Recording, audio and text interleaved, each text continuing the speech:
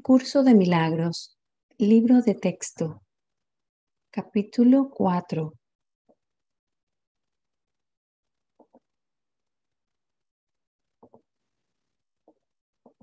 Las ilusiones del ego. Introducción. Párrafo 1. La Biblia dice que si un hermano te pide que camines con él 1 milla, que le acompañes 2. Ciertamente no sugiere que le retrases en su viaje. Tu dedicación a un hermano no puede tampoco retrasarte a ti. Solo puede conducir a un progreso mutuo. El resultado de una dedicación genuina es la inspiración, palabra que es lo opuesto a la fatiga si se entiende correctamente. Estar fatigado es estar desanimado, mas estar inspirado es estar en el espíritu. Ser egocéntrico es estar desanimado, mas estar centrado en sí mismo, en el buen sentido de la expresión, es estar inspirado o en el espíritu. Los verdaderamente inspirados están iluminados y no pueden morar en las tinieblas. Párrafo 2. Puedes hablar desde el espíritu o desde el ego, según elijas. Si hablas desde el espíritu, es que has decidido acatar las palabras: aquíétate y reconoce que yo soy Dios. Estas son palabras inspiradas porque reflejan conocimiento. Si hablas desde el ego, estás renegando del conocimiento en vez de ratificándolo y, por lo tanto, estás desanimándote. No te embarques en viajes inútiles, pues ciertamente no llevan a ninguna parte. Puede que el ego los desee, pero el espíritu no puede comprenderlos, porque nunca está dispuesto a apartarse de sus cimientos. Párrafo 3. El viaje a la cruz debería ser el último viaje inútil. No sigas pensando en él, sino dalo por concluido. Si puedes aceptarlo como un último viaje inútil, serás libre también de unirte a mi resurrección. Mientras no lo hagas, estarás desperdiciando tu vida, ya que ésta simplemente seguirá siendo una repetición de la separación, de la pérdida de poder, de los esfuerzos fútiles que el ego lleva a cabo en busca de compensación y finalmente de la crucifixión del cuerpo o mente. Estas repeticiones continuarán indefinidamente hasta que voluntariamente se abandonen. No cometas el patético error de aferrarte a la vieja y rugosa cruz. El último mensaje de la crucifixión es que puedes superar la cruz. Hasta que no la superes, eres libre de seguir crucificándote tan a menudo como quieras. Este no es el evangelio que intenté ofrecerte. Tenemos otro viaje que emprender, y si lees cuidadosamente las lecciones que aquí se ofrecen, te ayudarán a prepararte para emprenderlo. Epígrafe 1 del capítulo 4. El capítulo 4 se intitula Las ilusiones del ego. El epígrafe 1 se intitula La enseñanza y el aprendizaje correctos. Párrafo 1. Un buen maestro clarifica sus propias ideas y las refuerza al enseñarlas. En el proceso de aprendizaje, tanto el maestro como el alumno están a la par. Ambos se encuentran en el mismo nivel de aprendizaje y a menos que compartan sus lecciones, les faltará convicción. Un buen maestro debe tener fe en las ideas que enseña, pero tiene que satisfacer además otra condición. Debe tener fe en los estudiantes a quienes ofrece sus ideas. Párrafo 2. Muchos montan guardia en torno a sus ideas porque quieren conservar sus sistemas de pensamiento intactos. Y aprender significa cambiar. Los que creen estar separados siempre temen cambiar porque no pueden concebir que los cambios sean un paso hacia adelante en el proceso de subsanar la separación. Siempre los perciben como un paso hacia una mayor separación debido a que la separación fue su primera experiencia de cambio. Crees que si no permites ningún cambio en tu ego, alcanzarás la paz. Esta marcada confusión solo puede tener lugar si sostienes que un mismo sistema de pensamiento puede erigirse sobre dos cimientos distintos. Nada puede llegar al espíritu desde el ego, ni nada puede llegar al ego desde el espíritu. El espíritu no puede ni reforzar al ego, ni aminorar el conflicto interno de éste. El ego en sí es una contradicción.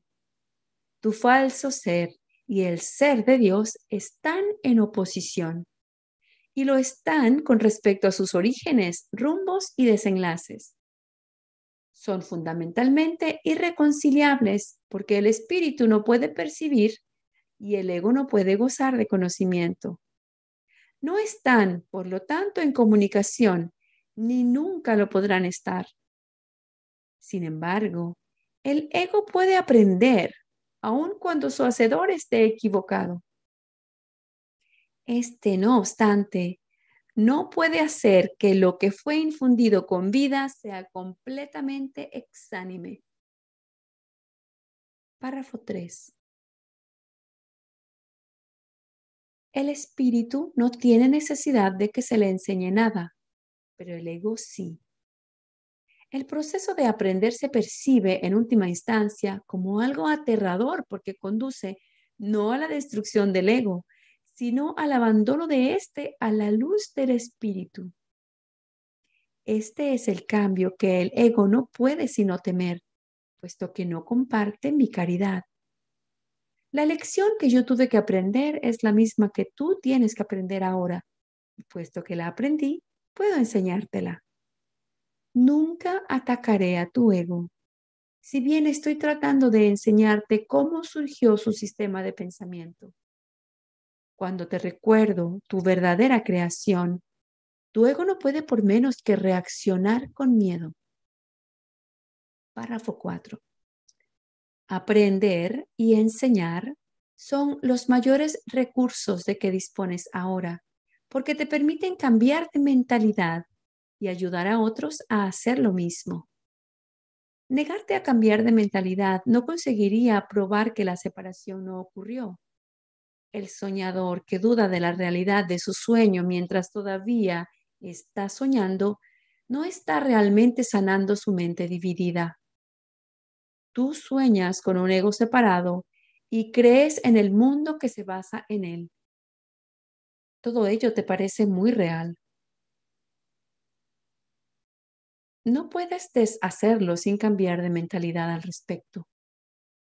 Si estás dispuesto a renunciar al papel de guardián de tu sistema de pensamiento y ofrecérmelo a mí, yo lo corregiré con gran delicadeza y te conduciré de regreso a Dios.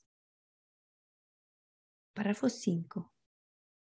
Todo buen maestro espera impartir a sus estudiantes tanto de lo que él mismo ha aprendido que algún día dejen de necesitarle. Este es el verdadero y único objetivo del maestro. Es imposible convencer al ego de esto porque va en contra de todas sus leyes. Pero recuerda que las leyes se decretan para proteger la continuidad del sistema en que cree el que las promulga. Es natural que el ego trate de protegerse a sí mismo una vez que lo inventaste, pero no es natural que desees obedecer sus leyes a menos que tú creas en ellas. El ego no puede tomar esta decisión debido a la naturaleza de su origen, pero tú puedes tomarla debido a la naturaleza del tuyo. Párrafo 6. Los egos pueden chocar en cualquier situación, pero es imposible que el espíritu choque en absoluto. Si percibes a un maestro simplemente como un ego más grande, sentirás miedo, ya que agrandar un ego es aumentar la ansiedad que produce la separación. Enseñaré contigo y viviré contigo si estás dispuesto a pensar como pienso yo. Pero mi objetivo será siempre eximirte finalmente de la necesidad de un maestro. Esto es lo opuesto al objetivo del maestro que se deja guiar por el ego. A ese solo le interesa el efecto que su ego pueda tener sobre otros egos y por consiguiente se sirve de su interacción con ellos como un medio de conservar su propio ego. Yo no podría dedicarme a enseñar si creyese eso, y tú no serás un maestro dedicado mientras lo creas.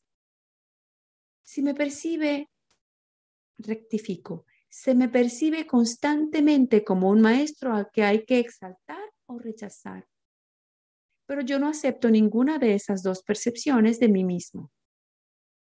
Párrafo 7. El que enseñes o aprendas no es lo que establece tu valía. Tu valía la estableció Dios. Mientras sigas oponiéndote a esto, todo lo que hagas te dará miedo, especialmente aquellas situaciones que tiendan a apoyar la creencia en la superioridad o en la inferioridad. Los maestros tienen que tener paciencia y repetir las lecciones que enseñan hasta que se aprendan. Yo estoy dispuesto a hacer eso porque no tengo derecho a fijar los límites de tu aprendizaje por ti. Una vez más, nada de lo que haces, piensas o deseas es necesario para establecer tu valía. Este punto no es debatible excepto en fantasías. Tu ego no está nunca en entredicho porque Dios no lo creó. Tu espíritu no está nunca en entredicho porque Él, Dios, lo creó. Cualquier confusión al respecto es ilusoria, y mientras esta ilusión perdure, ninguna forma de dedicación es posible. Párrafo 8.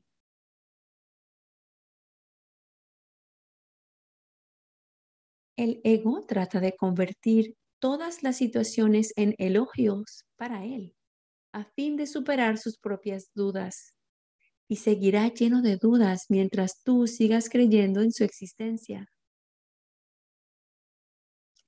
Tú que lo inventaste, no puedes tener confianza en él porque cuando estás en tu mente correcta, te das cuenta de que no es real. La única solución cuerda es no tratar de cambiar la realidad, lo cual sería ciertamente aterrador, sino aceptarla tal como es. Formas parte de la realidad, la cual permanece inmutable más allá del alcance del ego, aunque fácilmente al alcance del espíritu. Cuando sientas miedo, aquíétate y reconoce que Dios es real y que tú eres su hijo amado en quien Él se complace. No dejes que tu ego refute esto, porque el ego no puede conocer algo que está tan lejos de su alcance como lo estás tú. Párrafo 9. Dios no es el autor del miedo. El autor del miedo eres tú. Has elegido crear en forma diferente de como crea Él y por lo tanto has hecho posible el que puedas tener miedo. No estás en paz porque no estás desempeñando tu función. Dios te encomendó una función muy elevada que no estás llevando a cabo. Tu ego ha elegido estar atemorizado en vez de llevarla a cabo. Cuando despiertes, te será imposible entender esto porque es literalmente increíble. No creas lo increíble ahora. Cualquier intento de incrementar su credibilidad es simplemente un intento de posponer lo inevitable. La palabra inevitable le causa terror al ego, pero es motivo de júbilo para el espíritu. Alcanzar a Dios es inevitable y tú no puedes eludirlo de la misma manera en que Él no te puede eludir a ti. Párrafo 10. El ego tiene miedo del gozo del espíritu porque una vez que lo hayas experimentado, dejarás de proteger y de atribuirle valor al miedo. Le atribuyes gran valor ahora, porque el miedo es un testigo de la separación y tu ego se regocija cuando das testimonio de ella. Repúdialo. No le escuches ni lo ampares. Escucha únicamente a Dios, quien es tan incapaz de engañar como lo es el espíritu que Él creó. Libérate y libera a otros. No les ofrezcas a los demás una imagen de ti mismo falsa e indigna, ni tampoco aceptes una imagen similar de ellos. Párrafo 11. El ego ha construido para ti un hogar mísero e inhóspito, porque no puede construir de ninguna otra manera. No trates de mantener en pie ese hogar ruinoso. En su debilidad radica tu fuerza. Solo Dios puede erigir un hogar digno de sus creaciones, las cuales eligieron dejarlo vacío, desahuciándose así a sí mismas. No obstante, su hogar seguirá en pie eternamente, listo para cuando decidas entrar a ocuparlo. De esto puedes estar completamente seguro. Dios es tan incapaz de crear lo perecedero como el ego es de fabricar lo eterno. Párrafo 12. Desde tu ego no puedes hacer nada para salvarte o para salvar a otros, pero desde tu espíritu puedes hacer cualquier cosa para salvar a otros o para salvarte a ti mismo. La humildad es una lección para el ego, no para el espíritu. El espíritu está más allá de la humildad porque reconoce su esplendor y gustosamente irradia su luz por todas partes. Los mansos heredarán la tierra porque sus egos son humildes y esto hace que su percepción sea más fidedigna. El reino de los cielos es el derecho del espíritu, cuya belleza y dignidad están mucho más allá de cualquier duda, más allá de la percepción, y se alzan para siempre como las señales del amor de Dios hacia sus creaciones, las cuales son absolutamente dignas de Él y solo de Él. Ninguna otra cosa es lo suficientemente valiosa como para poder ser una ofrenda para una creación de Dios. Párrafo 13. Yo seré un sustituto de tu ego si así lo deseas, pero nunca de tu espíritu. Un padre puede dejar su hijo al cuidado de un hermano mayor que haya demostrado ser responsable, pero esto no entraña confusión alguna acerca de quién es el padre. El hermano puede proteger el cuerpo y el ego del niño, pero eso no lo lleva a creer que él sea el padre. Me puedes confiar tu cuerpo y tu ego debido únicamente a que eso te permite desentenderte de ellos y me deja mostrarte que no son importantes. Yo no podría entender lo importantes que son para ti si yo mismo no hubiese estado tentado de creer en ellos.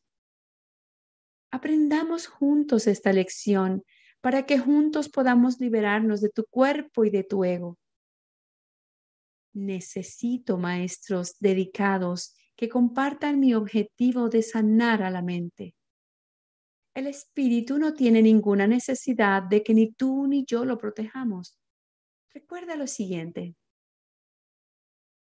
En este mundo no hay por qué tener tribulaciones, porque yo he vencido al mundo. Por eso es por lo que debes estar jubiloso. Fin del primer epígrafe del capítulo 4. El primer epígrafe se intitula La enseñanza y el aprendizaje correctos. Y el capítulo 4 se intitula Las ilusiones del ego. Feliz sanación mental.